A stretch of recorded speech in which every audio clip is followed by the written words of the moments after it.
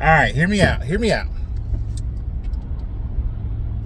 So what Donald Trump and Elon Musk and all that with the Department of Education, with the USID and everything,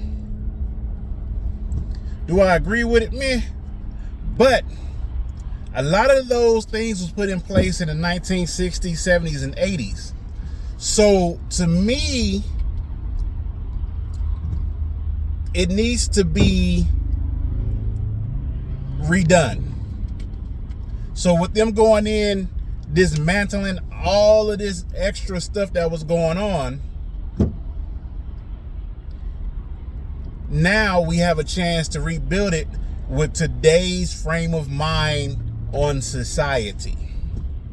All right, this is just me thinking. I'm just trying to think out the box, because they going in there tearing up a lot of stuff that was already on the books, and now that it's torn down, it needs to be built back up and put in place to where there's more accountability, and the people that's going to be building it back up after Trump get out of office, hopefully it will have a 2025, not 2025, but it will have a new generational outlook on how this money should be spent and how things should be ran. Because a lot of this stuff was done on paper, then it got digitized. So now, once they get done, keep in mind, I know we're only in the first year of what they're doing, but if they tear it down and then the next person that get in builds it back up, I think it will be better.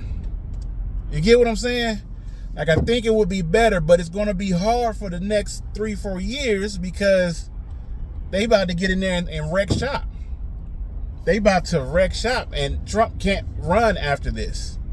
So hopefully the next person we get in there, because to me, we still have about 2 generations before things just become judge a person on their character, not the color of their skin, so to speak. All right, slowly weeding it out. You can't weed it all out because it all depends on the society where an individual is raised.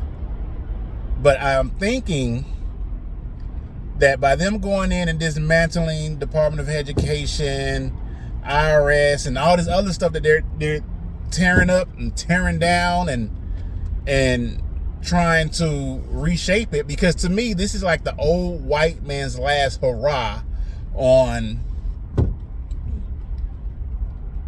doing things, because you're getting people in there from a different generation that looks at things from a social and socialist kind of way. I don't want to spark no with saying that term, but it's going to be more for the people than it is for the rich and high society, or whatever you want to call them, the 1%.